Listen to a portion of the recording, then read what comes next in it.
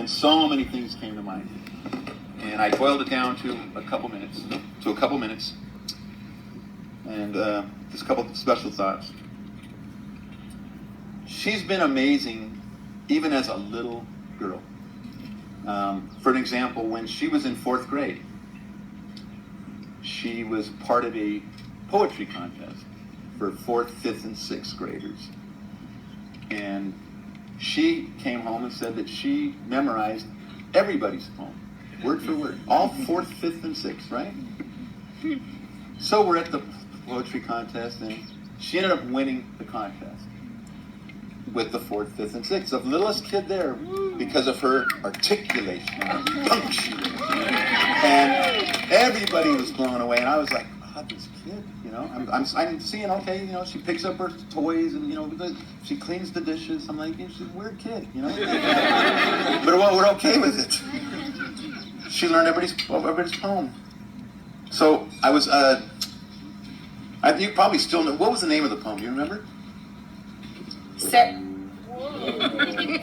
It was called Sarah Cynthia Sylvia Stout Would Not Let the Garbage Out.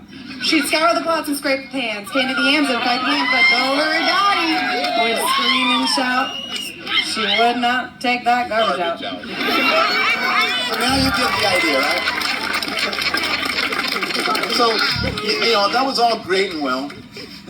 And I realized early on she was quite intelligent. I mean, she asked me one day to learn how to play poker. She was 8. So I got a deck of cards out, and I got a cheat sheet and said, okay, 1 pair, 2 pair, 3 of a kind, you know, straight flush, full house, you know, 4 of a kind, straight flush, roll flush.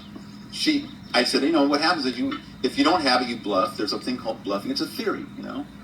And about a half hour later, she's in my office, and she's on my Pogo account. And she's got when Pogo was a thing. And she was like 8, and she's telling me, oh, this guy's going to bluff. Just watch, I'm going to get this guy's going to bluff. And she goes, look, I just got 10,000 points from him. They bluff, you know. Yeah, remember that?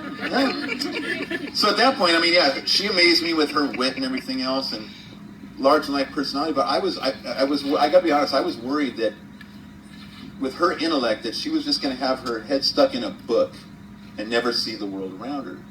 And to my surprise, and my glad surprise, I saw that she was way more extroverted than I first thought she was going to be, because she was just really intelligent, you know.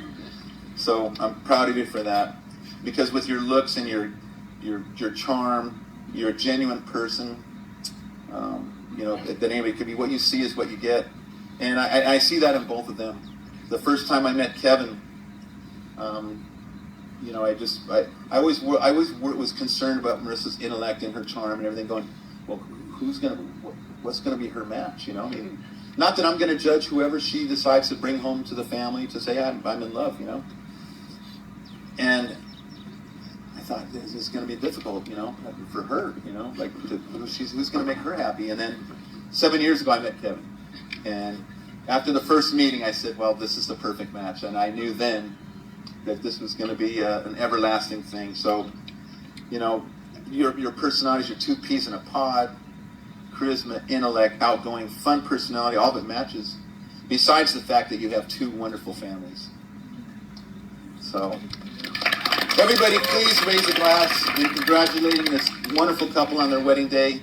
May their future be bright and everlasting. I love you both. Love you.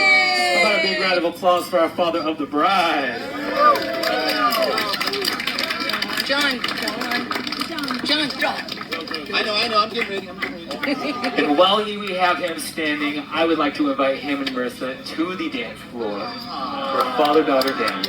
Now we're going to be a little different than Kevin and Marissa. Because I did go to dance school.